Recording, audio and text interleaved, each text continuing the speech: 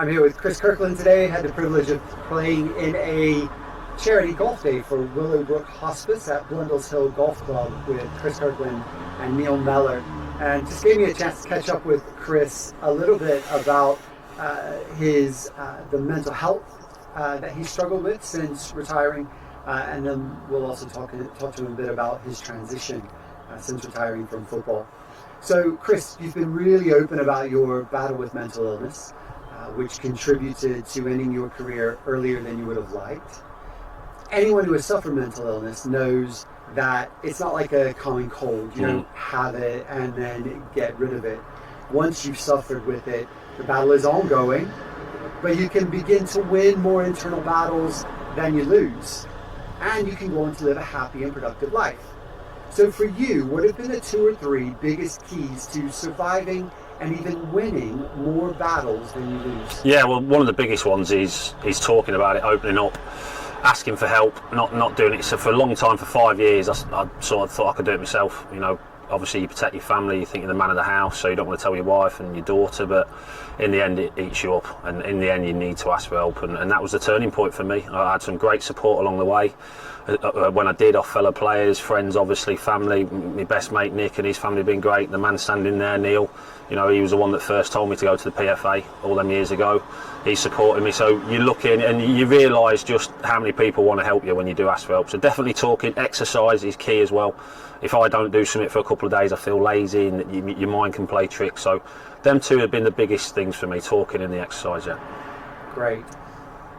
So we also, for professional athletes, the transition into post-competition life is often riddled with problems, and very often those problems lead to mental illness.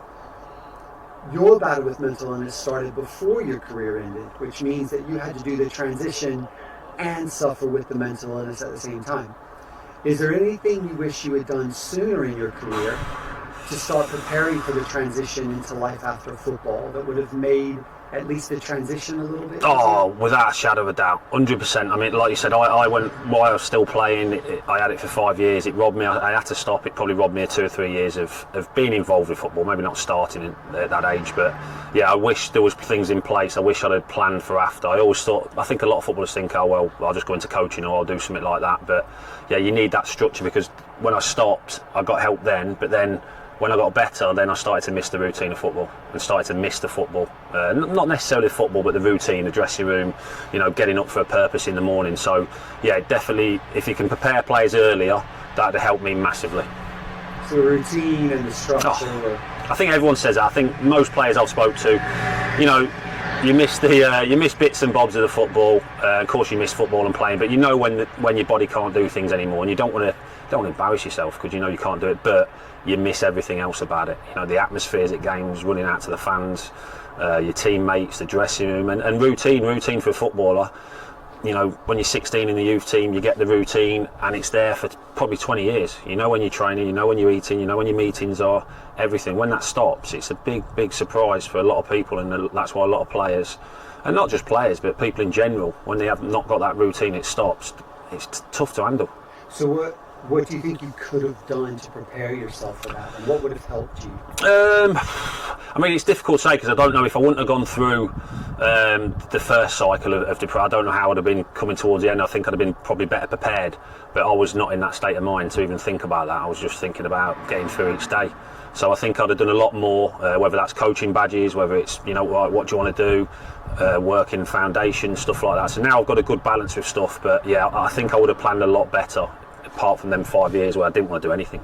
You know. Did anyone ever ask you, what are you doing to prepare? I think they just presume that you're going to go into football. Oh, you've played, you'll be a goalie coach somewhere, but there's not. I mean, there's not enough in place. There is more now, but I think it's only been over the last probably 18 months, 12 months, 18 months. Organisations, I think clubs are starting to do a bit more, PFA are starting to do a bit more, and I think players now are realising they've got to have a structure in place for when they do retire, because it's a massive void. Yeah, great. And how would you say you're doing now then? Good, very good. Yeah, I still have my bad days, but my bad days are not what they were.